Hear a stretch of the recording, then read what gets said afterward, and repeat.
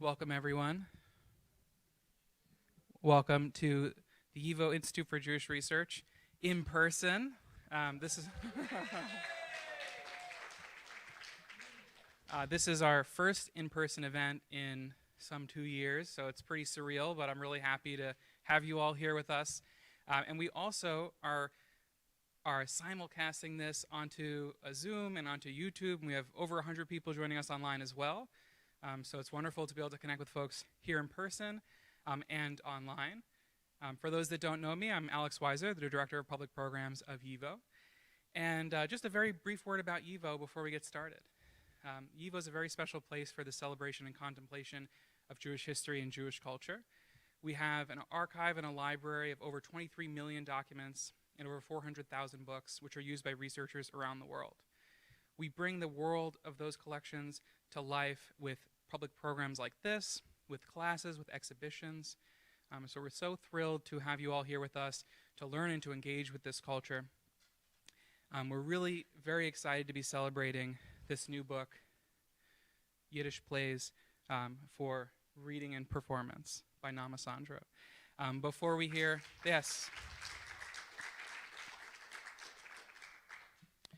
Before we hear from Nahma herself and we hear some performances from this text, I'm very pleased to bring to the stage esteemed professor of Jewish literature from the Jewish Theological Seminary, David Roskis. Please join me in welcoming David.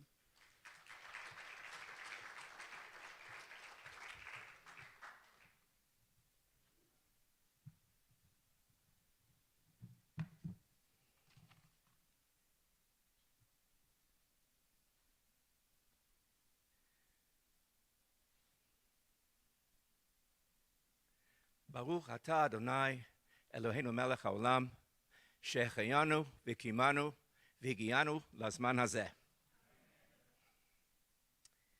So, founded in 1899, the Hebrew Actors Union of New York had a closed shop policy.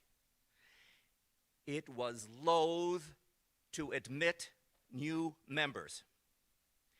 The audition process was notoriously difficult. Auditions were held only every 2 years in front of the union's rank and file, who voted by secret ballot. Maurice Schwartz, Stella Adler, and Pesach Burstein, to name but the most famous, failed their auditions the first time around. When Nahma Sandrow entered the field of Yiddish studies, they were also a closed shop. The field was dominated either by glowing biographies of the matinee idols, their spouses and their lovers, or by arcane scholarship about Avrom Goldfaden. I had the privilege of teaching Nahma at the Uriel Weinreich Yiddish Summer Program when she had just published her book about surrealism in theater and the arts based on her dissertation from Yale. A few years later, when I was living in Israel, she appeared before the Dean of Yiddish Literary Studies, Professor Chona Shmeruk, who wouldn't give her the time of day. What chutzpah to be writing a world history of the Yiddish theater if she didn't know his scholarship about the Purim Spiel. Nahma forged ahead, undeterred, and changed Yiddish theater studies for all time to come. She did this on 3 fronts. First, with her book, Vagabond Stars, A World History of Yiddish Theater, published in 1877. It is still in print and is currently available through Syracuse University Press. She also wrote the libretti for, among other things, Enemies, a love story, music composed by Ben Moore, which had its world premiere at the Palm Beach Opera on the 20th of February, 2015. But most importantly, by bringing the best of Yiddish theater repertoire to the English reading and Yiddish theater audiences. So here is my dog-eared copy of God, Man, and Devil, which I teach from year after year. I haven't yet seen her Goldfaden's Shulamis or Daughter of Jerusalem, but it's supposed to be forthcoming from Dusseldorf Press. And then, of course, there is this book that we are celebrating tonight. What's in these two compendia? Why are they so important? First of all, they are the most stage-worthy Yiddish plays.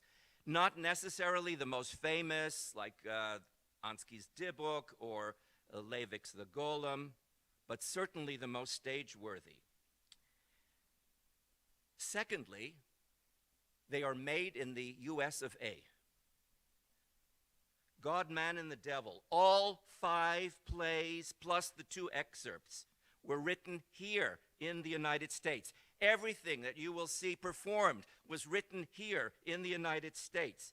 And that includes the second volume, Yiddish Plays for Reading and Performance, all but Sholem Aleicham's The Big Prize, Das Große Gewinns, were written here in America.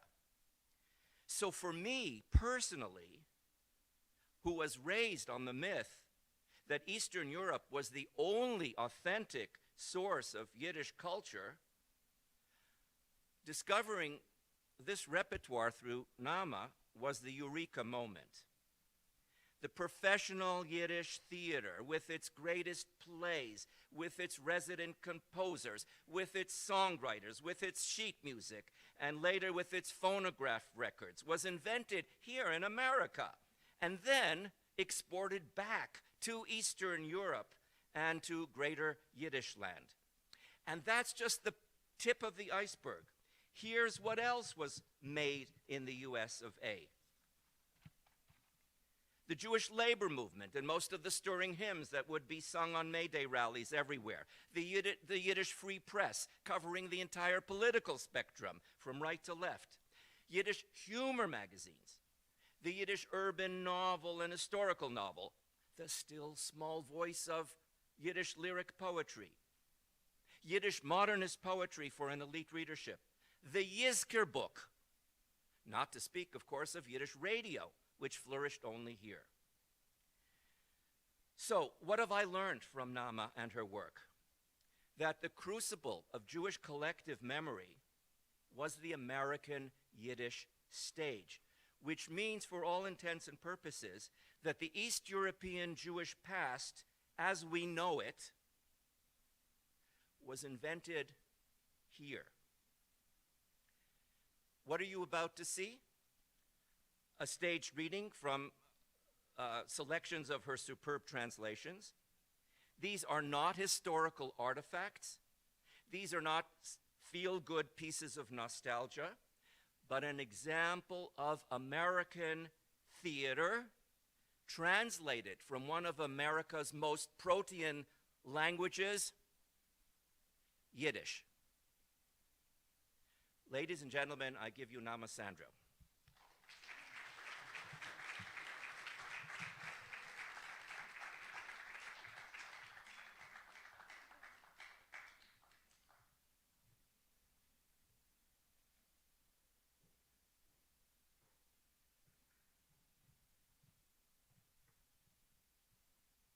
True, he was my teacher. It's very nice to get praise from a teacher. Very nice. Well, translating plays is pleasant work, really. I think of myself as a kind of ventriloquist, only without control. So the character says what the character's going to say. And out it comes, out my mouth,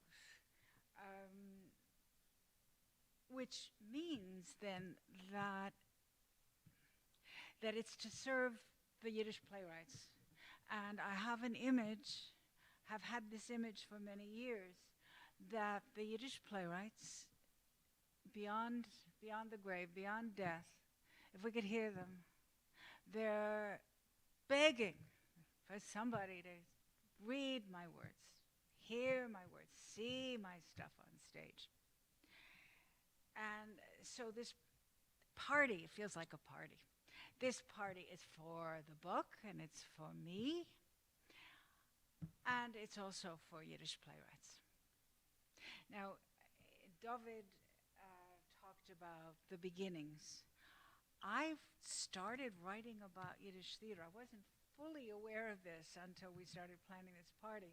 I started writing about Yiddish theater 50 years ago. Half century ago, 50 years. And it was a different Yiddish theater scene, and it was a different Yiddish cultural world of Yiddish speakers was different. Well, the whole world was different, of course. And I was different. I was different too.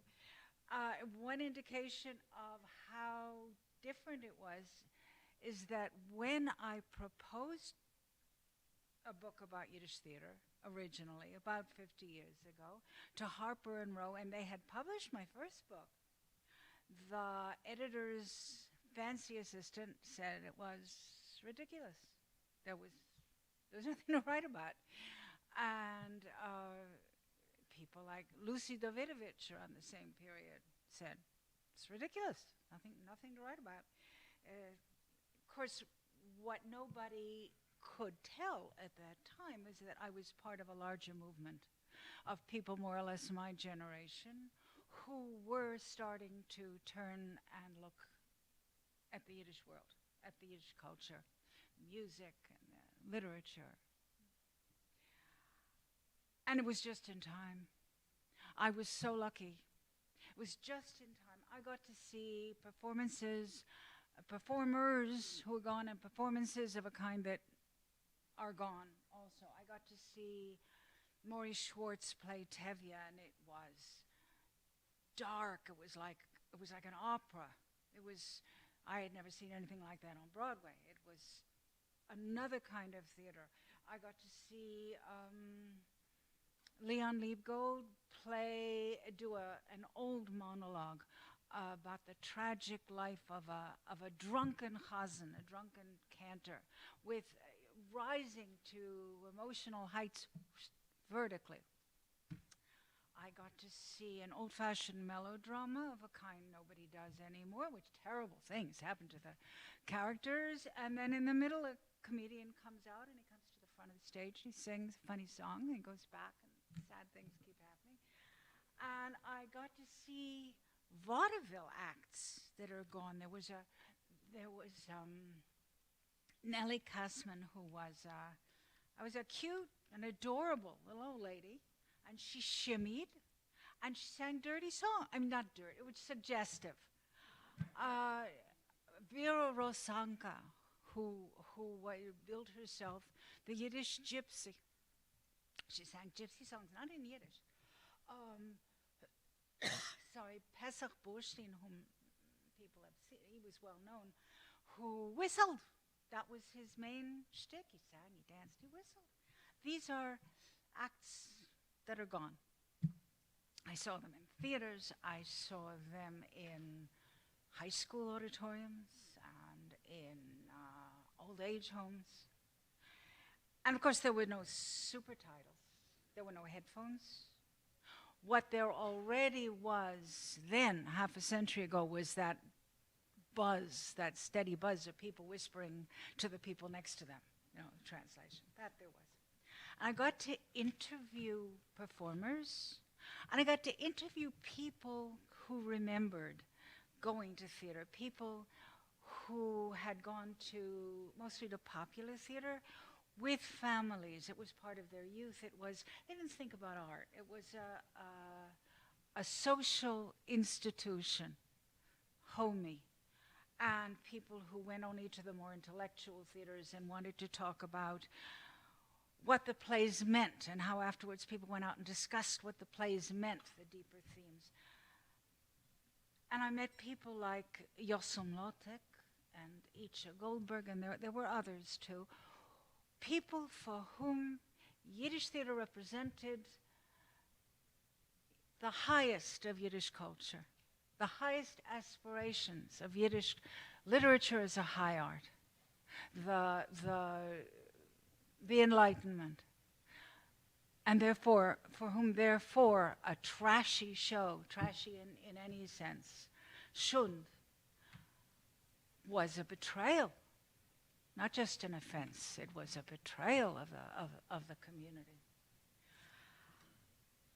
There was then, more than there is now, there was a kind of a glamour that attached to not so much to Yiddish theater as to the idea of Yiddish theater, a kind of mystique, a kind of a mythic, it had a kind of a mythic aura in the popular mind. This was bicentennial time, so I had counterparts. I knew people who were writing about Italian American theater and Irish American theater, and there was a love of roots. But this kind of, this intensity of attachment to the idea, this identification of the community with theater is something I never saw anywhere else. And I didn't understand it, and I don't understand it, but I know it's true. Because there were decades when I went around and lectured around the country, and people were dying to tell me and tell the world how they were somehow personally connected with Yiddish theater. And I got letters about people that just wanted to tell me. I just wanted to talk about it. Letters from people that wanted to make a movie or a play or write a novel somehow set in Yiddish theater world among Yiddish theater actors. And letters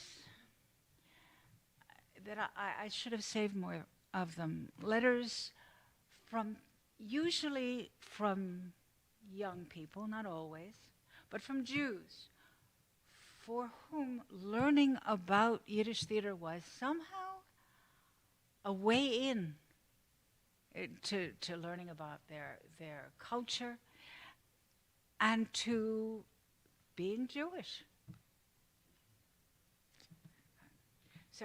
So after the first decade or two, then Yiddish theater got sparser in New York and elsewhere as well, both professional and amateur. There were still shows, but it was sparser. But now, it's got to be said, there is scholarship, there's fine scholarship, there are books, there are articles, there are websites, and some are attached to academic institutions, and some are not. They are sheer scholarship and of affection, maybe, interest for sure. And there are shows now, and some are good revivals of old material, very good revivals of old material, and some are innovative uses of old material. So there's a lot of creativity. And it's wonderful. That's wonderful. Got to say that tonight. So, my book. It's got plays in it. I picked the plays because I like them. I'm not going to spend time translating a play I don't like. This play and this anthology and the old one as well. This has not only my notes, but also notes from professional directors. Moshe Asur, I don't know, I can't see who else of the, Alan Rickman, of course, and Alan Orisa, who directed plays in Yiddish and have written director's notes for the benefit of anybody performing as well as anybody reading. And it has scenes. Over the years, periodically I got a request for scenes in translation, maybe for a community theater, for a classroom. So there are 9 scenes in this book. I picked them partly because they lent themselves to standing alone with shaping. I shaped them, of course, some, but they could be performed independently. And also because they added up to, because they're varied, and they added up to a panorama of the range of Yiddish plays, Yiddish theater. Not complete, there are some kinds that are not represented, but largely. And tonight, that's how our director chose the scenes that you're going to see. He chose them for variety. It's a variety show. So, whomever I'm supposed to tell, we have the first show coming. The first show. And what I'm going to do is I'm going to tell you something about the play and the author of the play, so you have a context. And I'm going to tell you in the scenes that are not right at the beginning, I'm going to tell you what happened before, because otherwise the scene doesn't make much sense, right? You can't really enjoy it. And then after each scene, I'm going to satisfy your curiosity and tell you what happened next. Okay? Okay. So the first scene is from a play called Bronx Express, written by Osip Dimov, whose real name in Yiddish was Yosef Perelman. He wrote, his first language was Russian, and he wrote his early plays in Russian, including several plays which the Russian intelligentsia evidently took very seriously about the fate of the Jews. Later on, he switched to Yiddish, and this same volume has an entire play of his as adapted by the actor Joseph Bulow. This play, Bronx Express, was never published. It was never printed. I put the script together from playing scripts, typed, scribbled over with stage directions in them. It was done in the art theaters in the Bronx. It was done around in a lot of places. It was done in the Volksbühne. It was also done in a translation, in English translation on Broadway.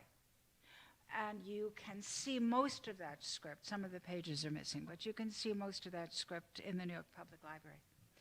The title is Bronx Express, written out phonetically in Yiddish characters, Bronx Express. And it's about immigrants. So naturally they spoke what one of the terms for it is potato Yiddish. It's mixed up, there's English mixed up in the Yiddish. So how do you show that? What I did was I put all the direct borrowings that are English words in italics. The aim is for your eye to register that it's a borrowing, but concentrate on the meaning. The same way that if you were hearing it said out loud, you would register that it's an English borrowing, but you would concentrate on the meaning. What we're going to see is the prologue, the very first scene. It's rush hour on the subway, the Bronx Express. And above you, you know, subways have a strip of ads up on top. So above you, you have, I have to read these to make sure that I tell you all the ads, or most of them anyway. It's ads that were familiar at the first production in 1919. So there are ads for the Smith Brothers cough drops, and for the Nestle baby, for Wrigley's chewing gum, twins, for the Arrow collar man, which is already before our time, and for Murad chewing tobacco. There was always a picture of an exotic dancing girl. That was Miss Murad. And for Pluto mineral water. And the sign for Pluto was a devil dressed in red with a long tail. Later on, the most recent production, 1968, it was done at the Volksbühne, and they had instead they got rid of Miss Murad, and instead they had Miss Clairol shampoo, and they had Chesterfield cigarettes. It was up to date. So, okay, so you're going to see Bronx Express, Rush Hour, and now there's no exact signal. You're going to turn the light out on me, and I'm going to stay here, and you're going to see Bronx Express.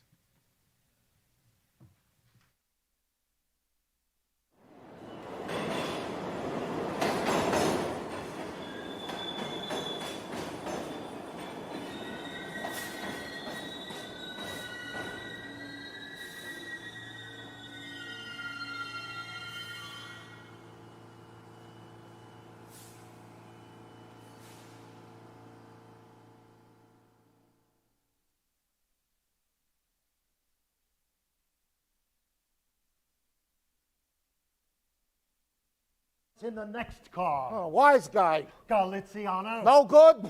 Peddler. Loafer. Bolshevik. Chatzkel Schlemazel. Yankel Bluffer. I haven't seen you in 22 years. Oh, I see you've done all right. Cleaned 20 grand in the past 2 months. Oh, so you're rich. You make a living?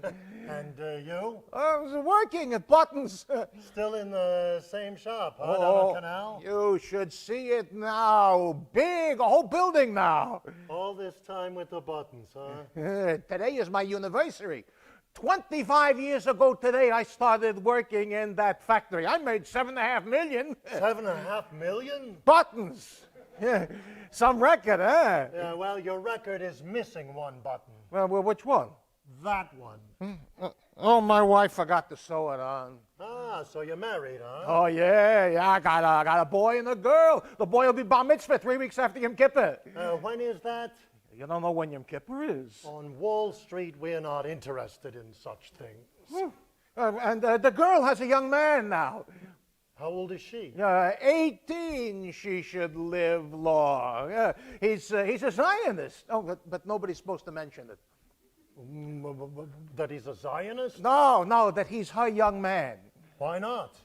Bashful. 18 and she's still bashful? No, he's bashful. Why? Zionism is no crime. No, he's not bashful about the Zionism. It's that he's her young man.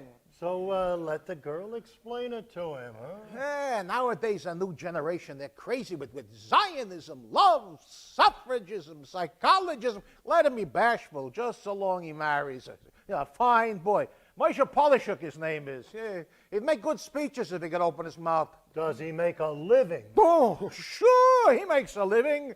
That is, you might say it's a small living.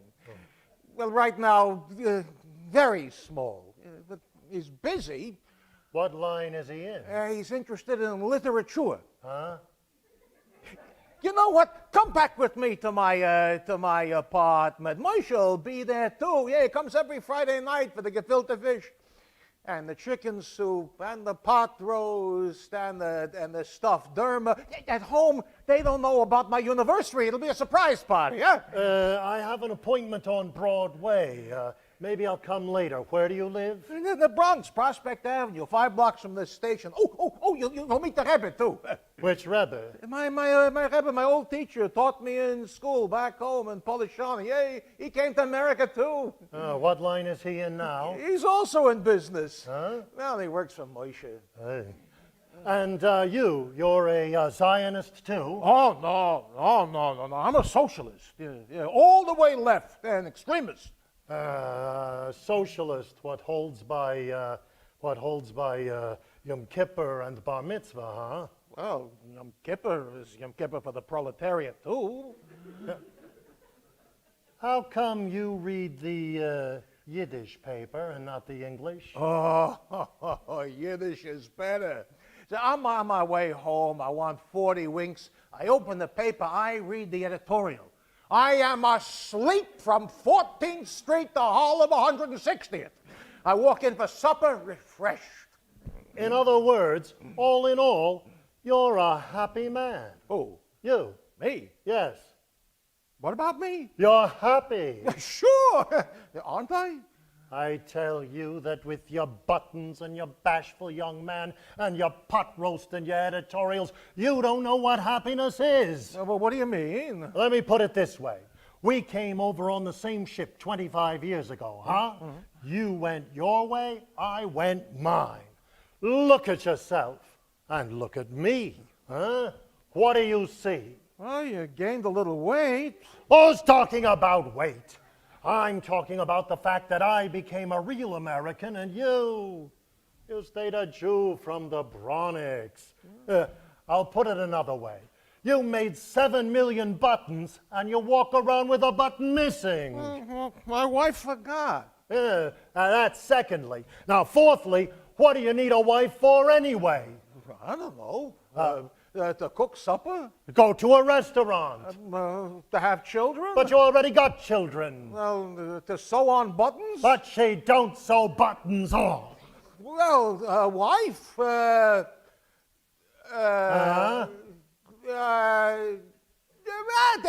go down for the ice, the meat, the milk. You gotta have somebody to work for. But if you married a rich American girl, you wouldn't have to work. That's true. That's sixthly. And eighthly, what are you doing in the Bronx with the Jews? Huh? Go to Broadway, to Wall Street, to the high windows, to the Americans where people make 5 million, 10 million, 50 million like me. Why not? You're right. Why What not? do you know about America? I tell you, you've been sleeping through America and under America your entire life. 14th entire Street life? to Harlem 160th is exactly where America is. Yes, go to Broadway, to Wall Street, to the high windows where people are pushing, they're grabbing, they're shoving. Hoo-ha! Yes, indeed. They're sparking, they're burning, they're shooting off fire. Let me tell you, that's where a word is no word, a friend is no friend, and a wife is no wife. A wife is no wife? What do you mean a wife is no wife? I mean, one wife today, another tomorrow. You know, good evening, hoo-ha, so long, take care. Yes, go to the Americans, I'm telling you. One idea, one little notion, a tiny invention, and they're drowning you in gold. They're buying, they're selling, they're jumping up and down. They ring bells, hoo-ha, business. But what do I have to sell? Buttons, cotton, silk, milk, yourself, your wife, your people. Sell my people? Who'd buy? I tell you, people are making millions like fish cakes. If everybody's making millions, where do all those millions come from, huh? From button makers like you, huh? There they are, the millionaires, right above your head. You see that Pluto mineral water? What, the red devil with the tail? Yes, 25 million. I know him, he's a pal of mine. And Tuxedo Tobacco, huh? The nose.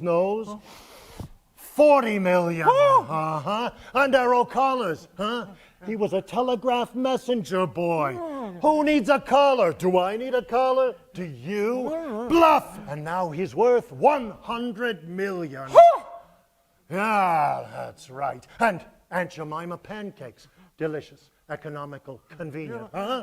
10 million. No! Yes! I'm telling you, don't people go every summer to Atlantic City? To the beach in the football suits and the swimming suits, with the chewing gum and moving pictures, ice cream and shoe shine every minute.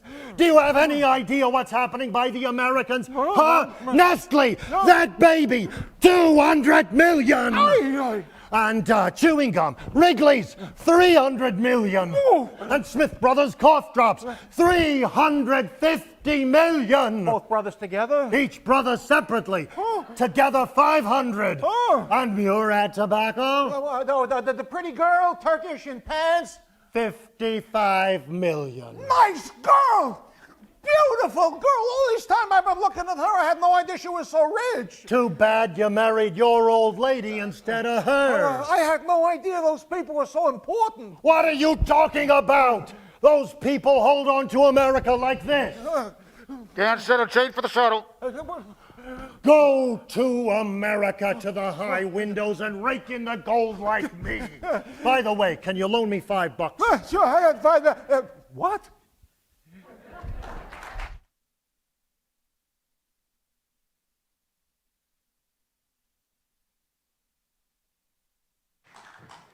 So what happens is, you want to know what happens, right? What happens is that he falls asleep he reads the Yiddish paper and he falls asleep. And he dreams that he becomes an American hustler millionaire. The ads come to life, including the devil and Miss Murad, the dancing girl.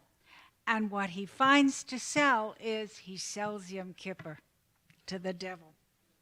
He abandons his family, goes off with Murad, but he isn't happy. It's a comedy, you understand, but he isn't happy. It's the immigrant question, is what you lose worth what you, the other way around, is what you get worth what you lose. And in the end, he wakes up, it was all a dream.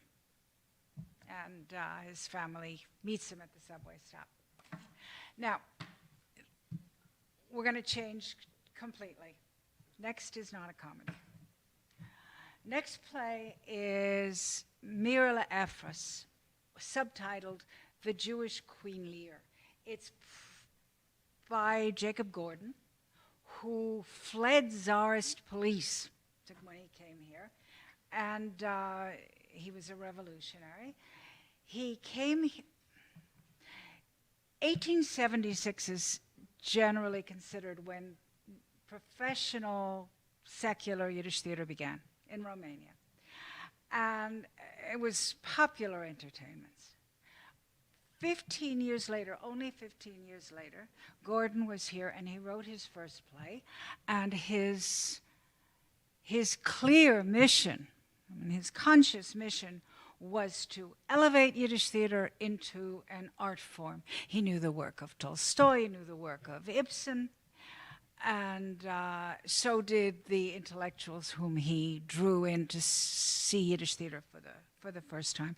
The end of the 19th and the beginning of the 20th century, they call it the Gordon era. Now, Mirele Efros is probably his most famous play, and the title role is probably the most famous role for Yiddish actors. I've seen a lot of Mireles. Some are sort of old and a little bit feeble, and some are young and youngish and strong. I saw a very good-looking Mirele in Montreal at the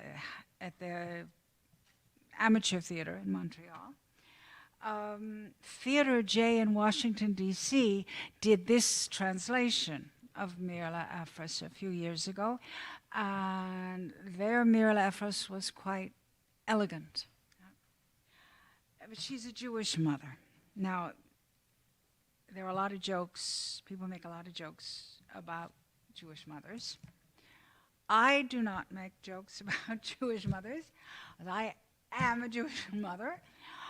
But there are jokes, and there are certainly sentimental, tear-jerking songs about Jewish mothers in Yiddish. But it's worth remembering that in more serious Yiddish plays, there are some harsh Jewish mothers, and there are some foolish mothers. Mirele is neither one, really. So here's what happened before our scene. Mirele lives in a city, Grodno, and she runs her big business, and she runs her household, and she runs her 2 sons. She has 2 grown sons. And the first act is at her older son's wedding, Yossele's wedding. It's been arranged, so nobody's ever met. The 2 families haven't met. And she's shrewd, and she sizes up the bride and the bride's family, and she sees that they are small-minded, grasping people, and she wants to call the wedding off, but her older son, Yossel, the bride is pretty, Her name is Shayna, and she's pretty, and Yossel begs her, so that's her soft spot, her older son, and she gives in, and they get married. The second act, the young couple live with her, and the daughter-in-law is already trying to change things in the household. She has Yossel wrapped around her little finger, and we arrive now at the end of the second act when Shayna, the daughter-in-law, has egged Yossel on to demand his share of the business, his share of the family estate, so that they can move out. It's a confrontation.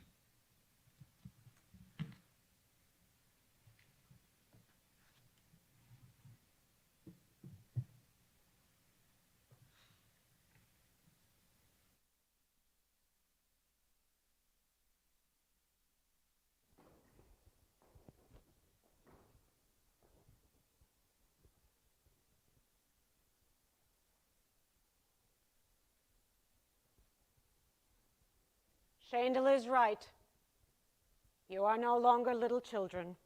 It is time you should know. 18 years ago, your father died. You were still tiny little children. I was not old then. Many fine and rich people sent matchmakers. I didn't even listen. I thought a widow should not marry. If she was happy, she must understand one does not find happiness a second time. If she was unhappy, why should she be such a fool as to gamble her freedom and risk winning sorrow, especially when there are children involved? I had 2 children, and I decided to live for their sakes, to rejoice in their joys, to share in their happiness.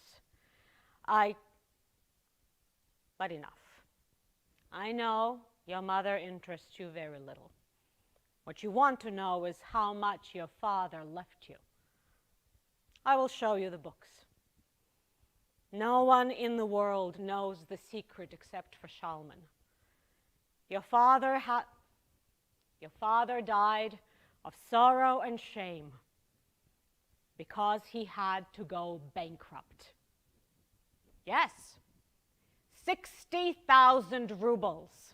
That was the debt that he owed when he died. That is your inheritance. I did not sleep days and nights. I set myself to saving his name. I did everything I could so that the house of Shlomo Efros would continue as it had before.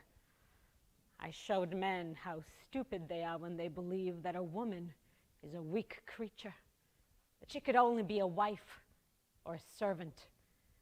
All his creditors I paid, a ruble on a ruble, and that is why my credit is unlimited now. I brought you up, as is proper for Efros's children, with music, with tutors, with every luxury. What I suffered, nobody knew. How many times my heart poured blood, nobody noticed. You lacked for nothing. We certainly do have a great fortune now, but all of it comes from me. Yossele, you can take what your father left you and go with your dear wife. Daniel, you can have your father's share too. You're right. The time has come for you to live according to your own judgment.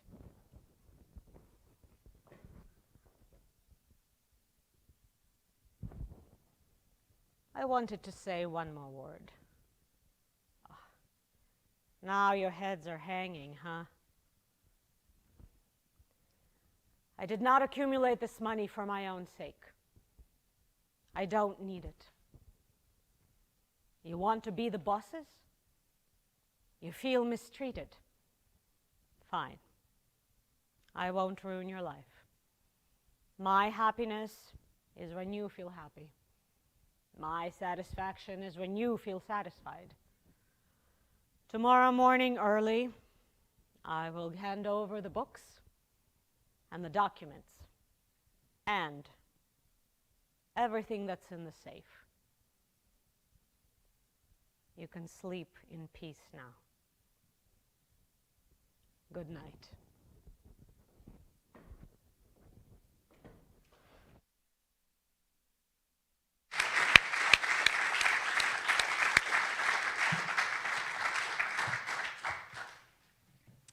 So now Mirele is dependent. She's powerless. And what you could have predicted would happen, happens. The household under Shendele becomes quarrelsome. It used to be orderly and courteous and hospitable, becomes messy and quarrelsome and mean. She's nasty to Mirele. She's cruel to the servants. She shames Mirele in front of people, and Mirele walks out and vows she will never return to the house. She goes to live with a servant. And all the way through, people have said, when Mirele says no, it's no. She never changes. That's the third act. Between the third act and the fourth act, there are 10, 11, 12 years, because the little boy who was the grandson, the baby, in the third act is now bar mitzvah. And Mirele goes to the synagogue, but will not come to the celebration in the house because she said she's not going back in the house. The son comes to beg her. The daughter-in-law comes to beg her. Finally, the little boy comes. It's a famous role in Yiddish theater. The little boy comes and she can't resist him, so she goes back to the house, and there's a reconciliation between in the family, between the generations. Everybody cries, everybody makes up. Alan Rickman, our director, despises the fourth act. He doesn't believe it at all. He writes about it in the book. Okay, now something different. The next play is Zwischen Tag und Nacht, between day and night. It's by Perz Hirschbein. Most people know, the work of Perz Hirschbein's that most people know is Grüne Felder, Green Fields, which is a very sweet play. It's a pastoral romance. It's a charming movie. And, I should have said, there is a movie of Mirele Efros as well. Anybody's interested in seeing it. So Hirschbein wrote different kinds of plays also. He wrote a play called Nevela, the Carcass, which is a brutal, naturalistic play about lowlifes, drunks. But this play is symbolist. It's recognizably European symbolism. It's the same period as Strindberg's Dream Play. It's written right around the same time. And Hirschbein, who founded a Yiddish art theater in Odessa, certainly knew the currents of European theater. It's different from most symbolist plays, though. This one is that it's not abstract, poetical, kind of floating poetical. It's grounded in the political, which is more congenial with Yiddish literature in general. He wrote it the year after the Russian Revolution of 1905. And it's worth your hearing. It'll add to your enjoyment of the scene if you hear something that he wrote in his memoir a few years later.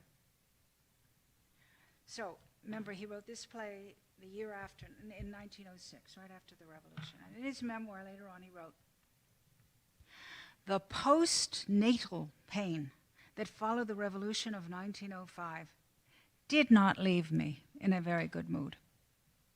The notion of a sunrise promised by the revolution evaporated. I was overcome with the feeling of being in a twilight between day and night. and the days of my life were thrown into anxious sadness.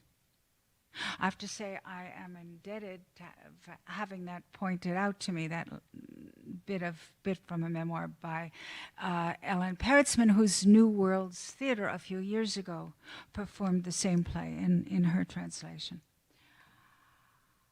So, the play starts with a family who live in a cottage at the edge of a dark wood, mysterious dark wood. The family have a father, and the father's brother turns up after a long unexplained absence. In other words, the uncle to most of the family. This uncle is a sinister presence. He's mysterious. Everybody's afraid of him. They're not sure why. In this scene, his niece, the young woman Tomer, confronts him.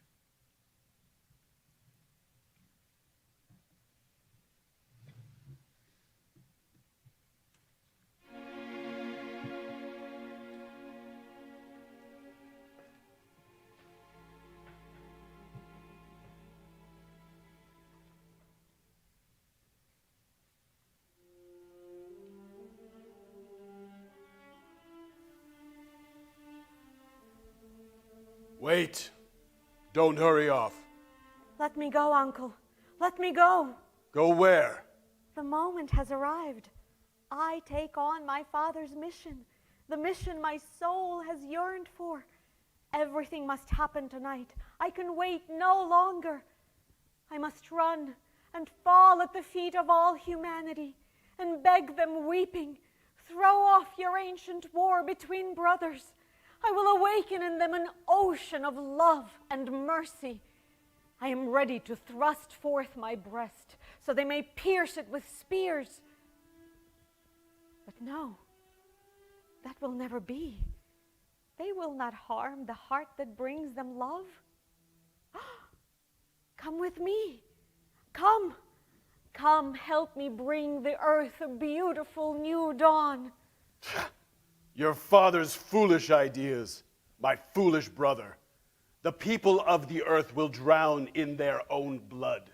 The last survivor will eat his own flesh out of bestial hunger and will drink his own blood with devilish thirst. Is it because God punished them that people walk around with blood in their eyes, angry as wild animals? I am ready to die for them. I will spread my arms wide. I will run amid all the people. I will call out with all my strength, have mercy on one another, my brothers and sisters. One has only to remind them. My child, you and your tears won't bring that beautiful new dawn. Even 1,000 of your sisters all weeping together, nothing will rise from them but a sorrow chorus, an ugly death rattle. How hard your heart is. How hard and evil. Let me go. I'm afraid of you. In your eyes burns a wildfire. I'm afraid of it. I have come to save your life because you were raised in the same nest where I spent my youth. Come with me. I hate you. I hate you like an angry snake. Your eyes burn like an angry snake. My eyes are lit by my heart. And my heart is lit by the sun, which rises daily on the peaks of the highest mountains where clouds never reach. But don't you understand what is going on among the people? Their souls struggle. They lack love. They lack mercy. One must remind them. Come with me, and love and mercy will embrace the whole world. Listen to me. People will become like angels. Love and mercy. Ha! Mercy. Worms thought that up as they lay trampled underfoot with tears in their eyes. They cried, mercy, mercy. False prophets have dirtied the earth. They have dragged down to earth the soul of humanity that yearned toward heaven. False prophets will bury your pure soul in earthly filth. Come, I'll tear you away from this place so that your soul can be purified anew. My father knows better. The new dawn that will light the world with love and mercy is already upon us. My child, it won't be blind moles that bring on the new dawn. People will create that dawn. Human beings lifted to the heavens by pride, and their hearts will storm with yearnings. Worms drag themselves around, searching for rays from suns extinguished long ago. They pick fallen stars out of the mud. That new dawn will be lit by a sun that life itself created, a sun created by the human heart alone. Look how beautiful the sunset is tonight. The rays search for their young queen. They want to protect her from the evil wild night that comes ever closer. Have mercy on me. Let me do my father's will. Let me go to unhappy humanity. Newborn, naked fledglings. They lie in their cradles and wail. They call for their mama. Mama, mama, they scream. They stumble along, begging for love and mercy, wandering without mama and papa. Orphans, a whole world of orphans. People, dear ones, I run to you. Soon, soon I am coming. I bring you my heart full of love, yearning for love. Let go of me, let go of me. I've overslept, I'm late. There they are, waiting for my love. There is still time. I am coming to you. I am hurrying. The night will go on and on. It is now between night and day. It will go on and on until the last poor soul is annihilated, is trampled by his brother like a disgusting worm. I will save her life against her will.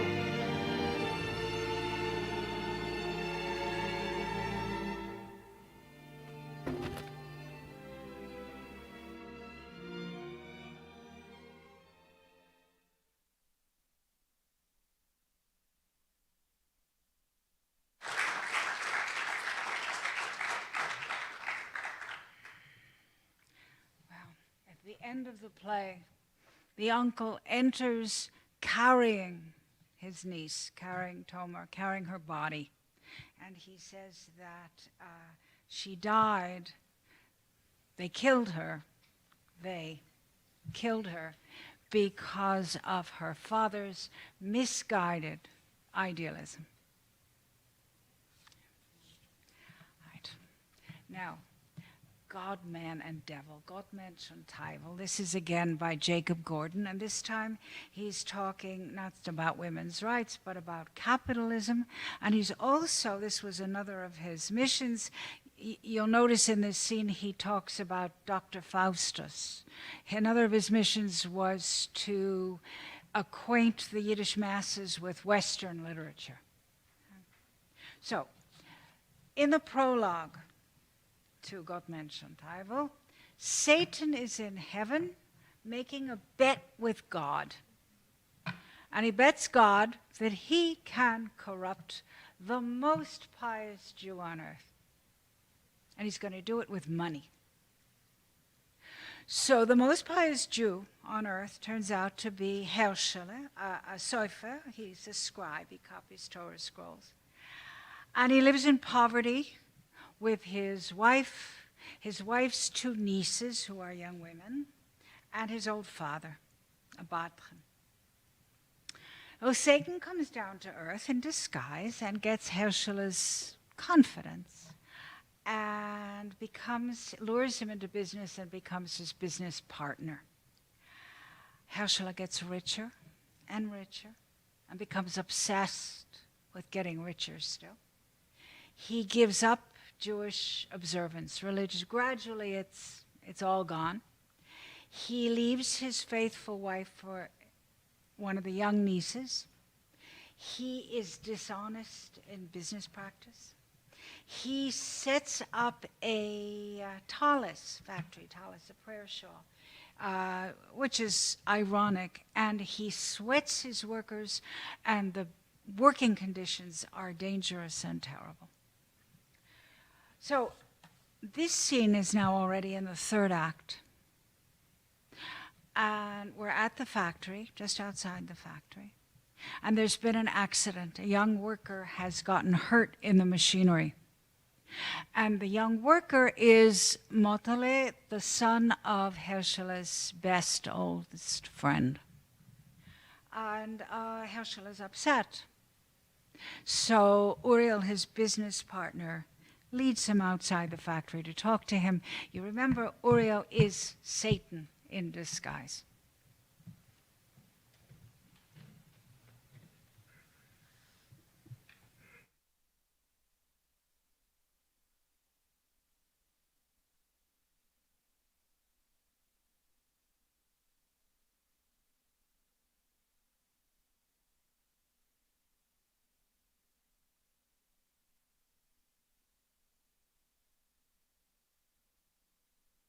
What's the matter? You still don't feel good? Come here, a little fresh air will do you good. Who's there? Bring a chair out here. Look how pale he turned. I saw red blood, so I turned white. Oh, what's the big fuss? That's life. This one tears off a hand, that one loses a foot. Many are killed in war. Life doesn't stop for that. And the world itself isn't changed the tiniest little bit. What does muddle signify in the great world's factory called nature, huh? Devil, you are right. Motala signifies nothing. Well, and Herschel signifies so much. The poet writes that man can be compared to a broken skull, to the shadow that slips away, to dust carried off by the wind, to a dream that disappears. That's the kind of old-fashioned little poem the Jews always used to embitter their lives and hurl themselves into fear and trembling. It's a long, long time since Job, our Jewish hero of misery, said the same wise thing. Man is like grass that grows and is cut down, like a shadow that runs. No. I much prefer the words of the learned German professor. I want pleasure. Let my eye enjoy everything, so that my soul will strive further. I am a Jew. The old-fashioned little Jewish poems will live in me until I die. No. The man can be uprooted from me, but not the Jew. No. Whoever told you that he would strive and with his soul while enjoying pleasure, he must certainly have been a Gentile. The Jew believes that you cannot enjoy pleasure while the spirit is striving, and the spirit cannot strive while you are enjoying pleasure. One cannot be only a Jew. One must be a man. Yes, a man too. Once upon a time, I used to imagine how awesomely the great ram's horn would sound when it blew on Judgment Day to awaken the dead who lie in their graves and call them to the throne of judgment. Well, when that fierce howl tore from Motala's breast today, it sounded more awesomely than the great ram's horn. The man in him screamed. The man, the true natural man. And no matter how deeply all human feeling had been buried in me, that howl awakened it. I don't know what a Jew calls man. It certainly has nothing to do with strength, vigor, creativity, courage. No. Worrying like a weak woman, brooding, vacillating, drawing no pleasure from life, thinking a lot and doing very little. That is the Jewish man. What are you looking at? Don't be afraid. There's no blood on you anymore. It's all washed off.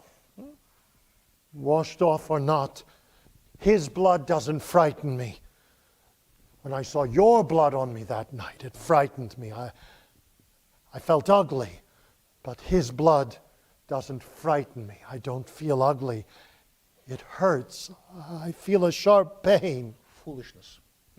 Your nerves have had a little bit of a strain. It's your first time. A little more fresh air, you'll be healthy again. Berlaptuch, come take the chair away. Foolishness. Once upon a time, I saw in a big factory someone get caught up on the great wheel. It lifted him very high up, still alive, and then dragged him down and ground him into ash. Well, that's just how it is, evidently. The wheel of life lifts you high, all the way high, and then it throws you down and grinds you into ashes and dust. A Jew without ashes and dust is like a Gentile without brandy and beer. Come, we'll take a little cognac ourselves. Look how pale you look. You are still so very green. It's only a matter of getting used to it. In a big factory, feet get broken and hands get torn every minute, and it's nothing. You just have to get used to it. Oh, once upon a time, you could be sentimental when a man worked with people. See, now we work with machines, and you must be careful. Strong and cold as a machine. Do you see? Man has been caught up, so he's man no longer.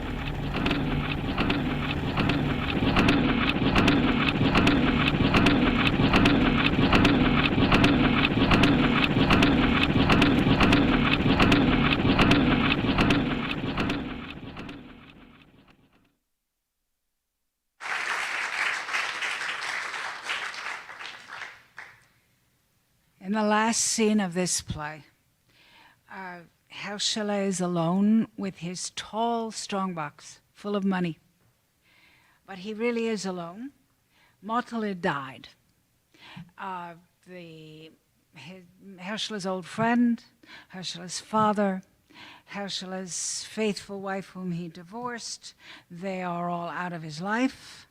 And his young wife is also distant. He's alone, and he is bitterly aware of his own corruption, how he has disintegrated, how he's morally disintegrated.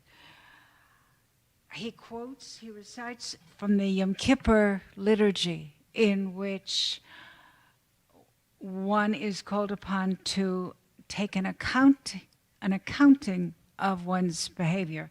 And it's the same word in Hebrew and Yiddish, cheshbon. And it's the same word is used throughout for business accounts. And it's the same word for an accounting of his soul. So he recites the liturgy and he hangs himself with a bloody tallis. And Satan comes in and he says, I don't understand it. It's so much money. And he still didn't want to live. Satan says, well, I guess that you can corrupt somebody and still not completely destroy his soul. In that case, Satan says, in that case, I seem to have lost the bet. That's the end of the play. Now, for something completely different. It's going to be a comedy. It's going to be funny. This now is it's the oldest scene, the one written 1896. All the others were a little later than that. And it was written by Josef Lateiner, who was an actor and prompter, and got the hang of turning out plays by taking somebody else's play from German or from Romanian or from French, and somehow adjusting it a little bit and playing it on the Yiddish stage. And he turned out hundreds. The term in Yiddish is he gebacken. He baked hundreds of plays. Melodramas, costume operettas, very popular. The main plot of this play is that there is a young couple who are having trouble in love. They're very refined. They speak Deutschmärsch, which is a Germanized Yiddish that seemed at the time, as part of the heritage of the Enlightenment, it seemed classier. They're a very refined and classy couple. But they're on the ship to America. They have to be. And on the ship are Carl's aunt and uncle, Mishke and Moshke. And they have plain Yiddish names. They speak a plain, uneducated Yiddish. Mishke keeps making malapropisms, which turn out to be dumb puns. And all the dumb puns that you will hear are my dumb puns, but they mirror the dumb puns in the original. So they are only the comic subplot of the play, but they're everybody's favorite part, and so the play came to be advertised with their names first. They always put the title Mishke and Moshke, or Europeans in America. Mishke and Moshke, or the Greenhorns. An additional reason why they were so popular was that Zygmunt Mogilevsko, who was a beloved comedian, played Mishke, the ant. He played the ant. And there is a review of the time, talking about how everybody loved the part where Mishke stuck out her skinny arm. And you're going to understand why she stuck out her skinny arm. So here they are on board, on their way to America.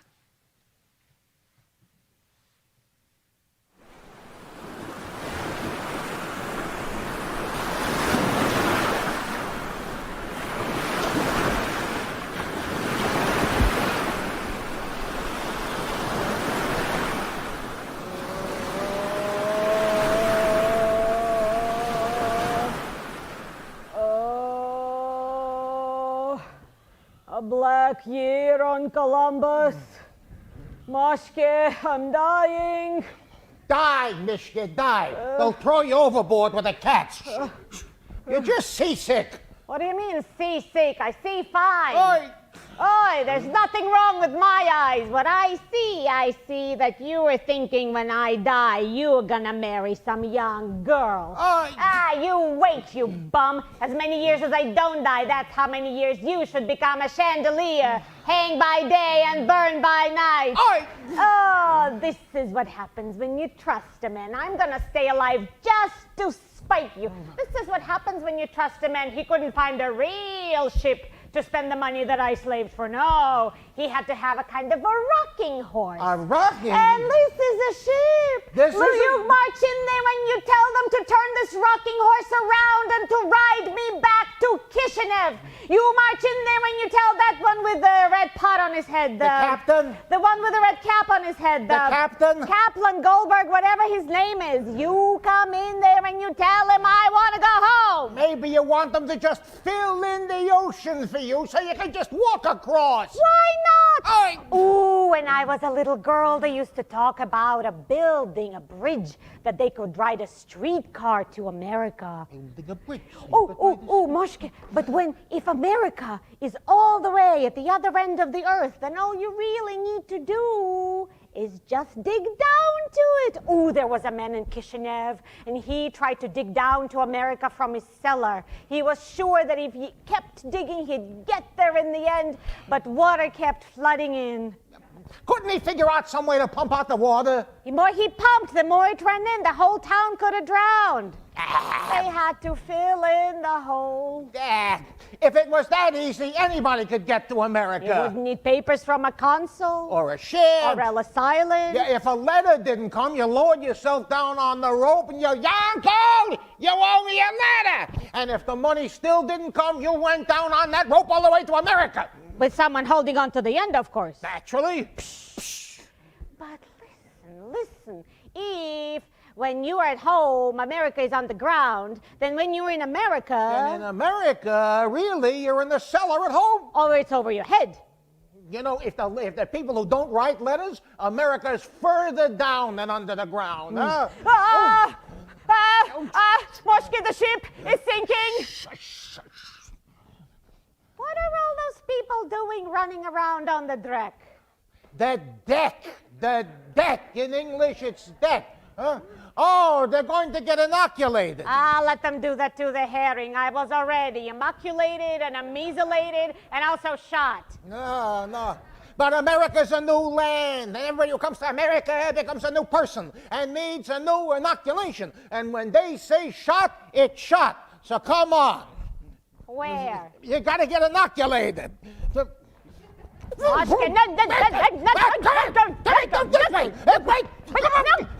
You see, listen, stop. Do you see that sign up there? You see that sign? You read that sign says... Who can read it? It's written backwards.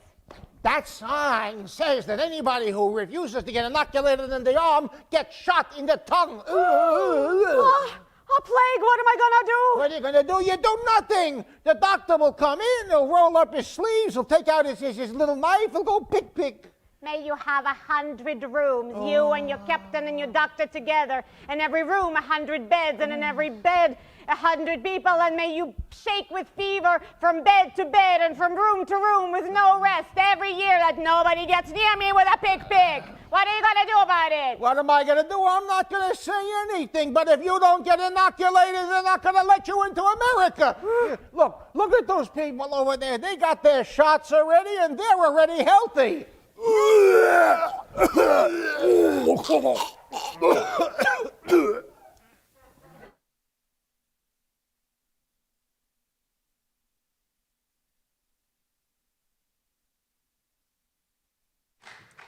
Well, you know how that one ends. Everybody gets to America and they live happily ever after. I'll say as a postscript that this is a familiar pattern, that the first act took place in the old country, and then the middle act en route, and the last act in America. They wrote those plays here in America in German, and they wrote them in Italian and in Finnish and in Polish. Common pattern. The most recent I know of was written in the 1970s, about Puerto Ricans. Okay, this play, last play, Yankel the Blacksmith, by David Pinsky, who was unusual among Yiddish authors in several ways. One is that he had an unusually privileged and cosmopolitan upbringing. He actually grew up in Moscow. His family had a permit. Most Jews needed a permit to live in Moscow, and not many got it. Then he traveled in Europe. He came to this country and he was getting a doctorate at Columbia University in German literature. But he quit because he was working on a play called Der letzte Yid, The Last Jew, about a pogrom, the Kishinev pogrom, which had happened just a few years before, 1903. And I think. And that play was then smuggled into Russia, sewn into somebody's coat lining. Pinsky spent his old age in Israel, where he was the president of the Yiddish section of Penn International. He's also unusual in that he wrote scenes that were more explicitly erotic, even dealt with sex, much more than most serious Yiddish writers. There's a movie of Yankel the Blacksmith, and it's it's an entertaining movie. It's a nice movie. It does not have the interesting relationship between the two characters that you're going to meet, Yankel and his wife, Tamara. Now, this scene that you're going to see is right near the beginning. Tamara lives in the village with her aunt and uncle. And what has just happened is that the matchmaker, Chaya Pesha, has come rushing into the house. She was sent by Yankel to get Tamara's consent to marry him, to ask for Tamara's hand in marriage. And Tamara says yes. And that astonishes everybody. It astonishes the matchmaker that she said yes. It astonishes Yankel's own parents, because Yankel is not respectable. Everybody likes him. Everybody knows he has a good heart. And he's a good worker, but he drinks too much, and he has a bad reputation with women. But she said yes. And as soon as she said yes, he rushed over to Tamara's house with his parents. And the scene you're going to see is in Tamara's aunt's parlor. In the next room, right on the other side of the wall, are the families, the older generation. And we see Yankel and Tamara, who are now engaged to be married. But this is the very first time that they have ever been alone together.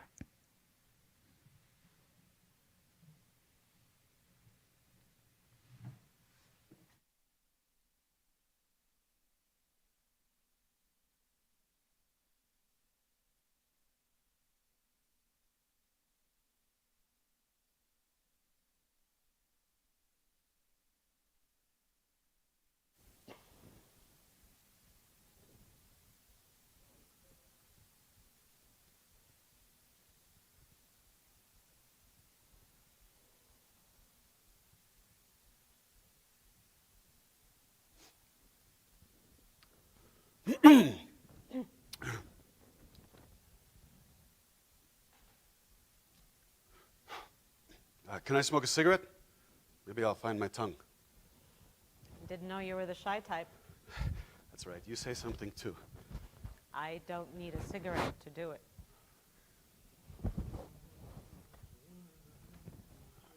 Your uncle is really listening into what we're saying. Not much for him to hear.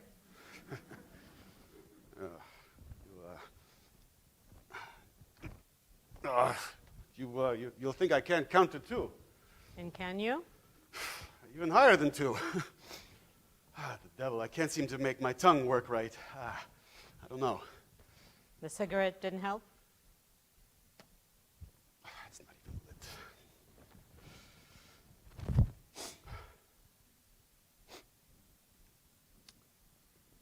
lit.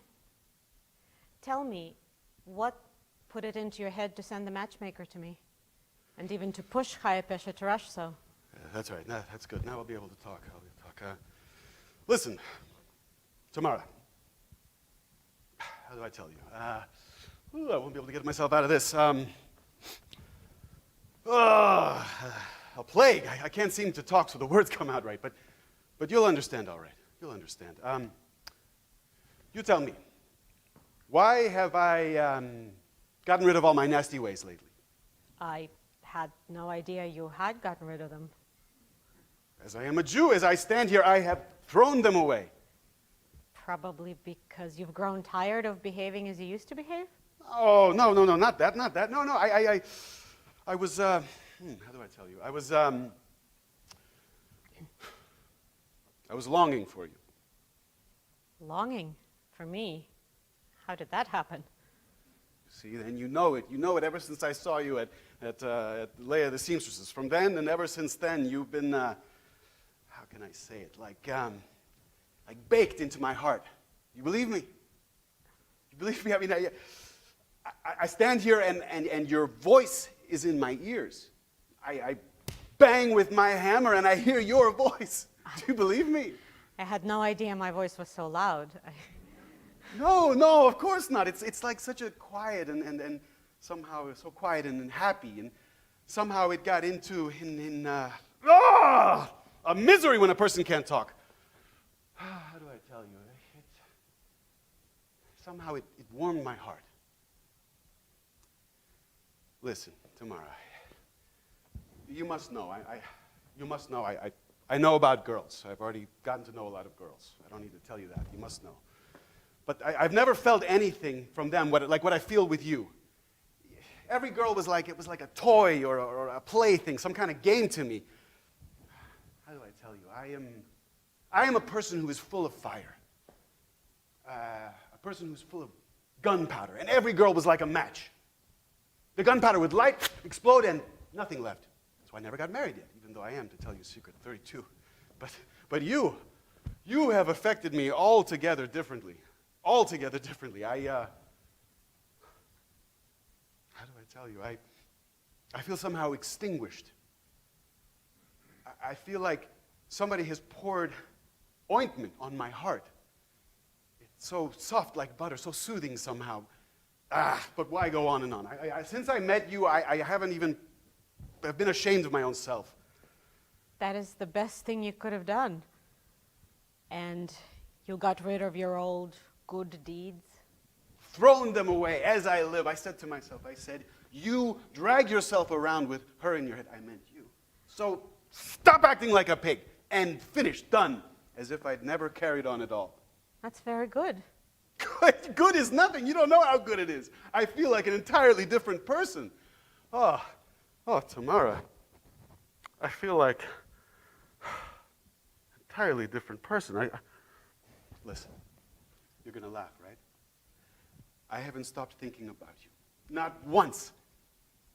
You have followed me like a shadow. And today, when I saw you out there on the boulevard, with your face shining like that and your eyes looking out so full of life. And look what compliments you know how to make. No, it's not compliments. No, compliments you figure out beforehand. This I saw and I felt. I looked at you and I felt. I looked at you and my heart hammered.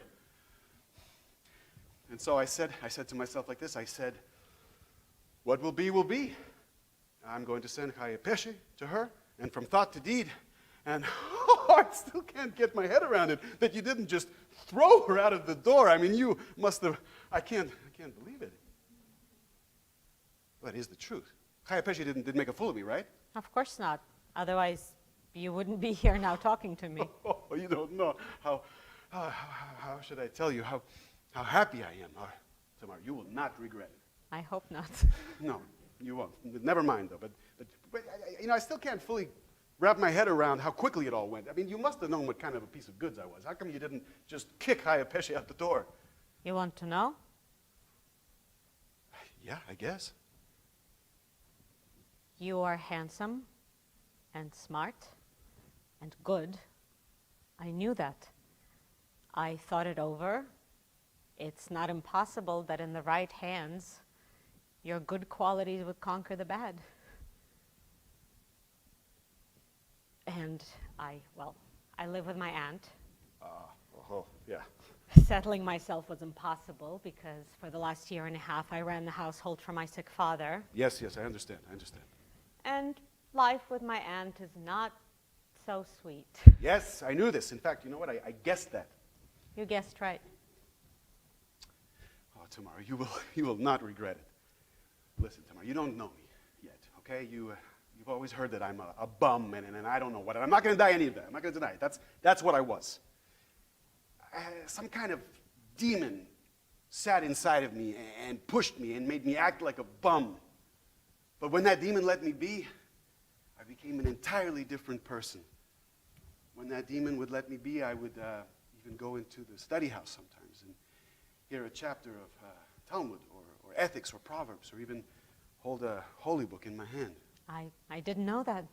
You see? I told you don't know me yet. But the demon didn't let you be very often, did he? No. Unfortunately not. Rarely. But in the last few weeks, I have driven him out entirely. What if he comes back? God forbid. I'll tell him an angel has taken his place. I mean you.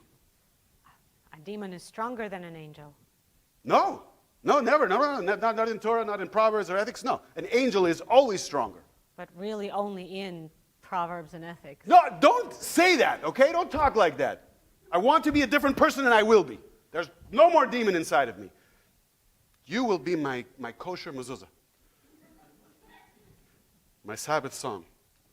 And all the devils and evil angels will run away from me. And I will do my best. you won't have to. Even better. So, a deal?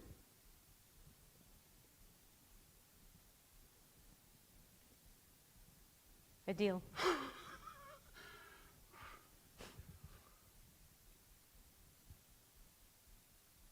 So, shake on it? Shake?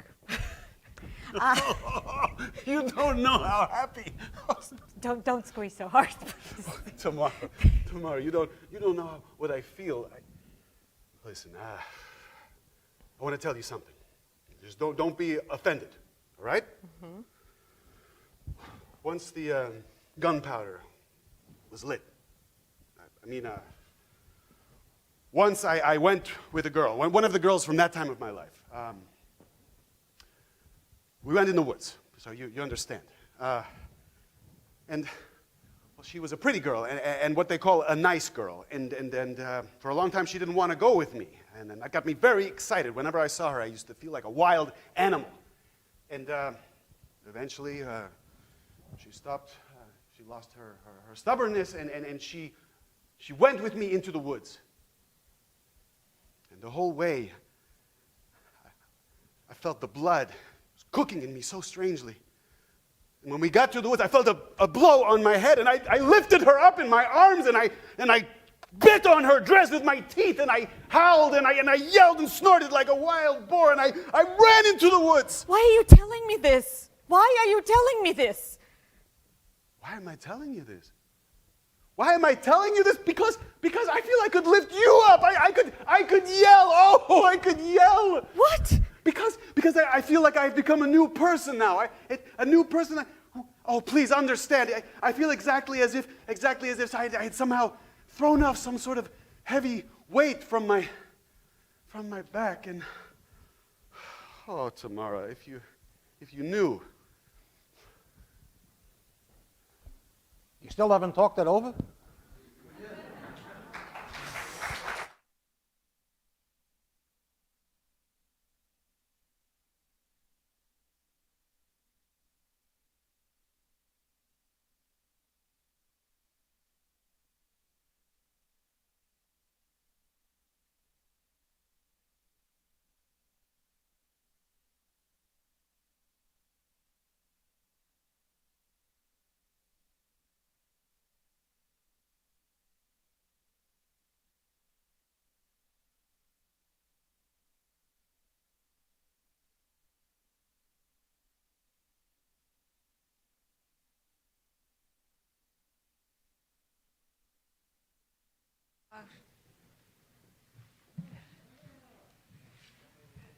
You're going to invite them?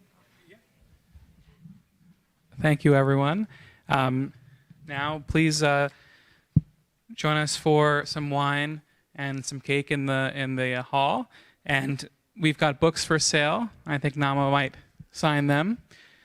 So thank you, everyone. Thanks to all of our performers, and thank you, Nahma.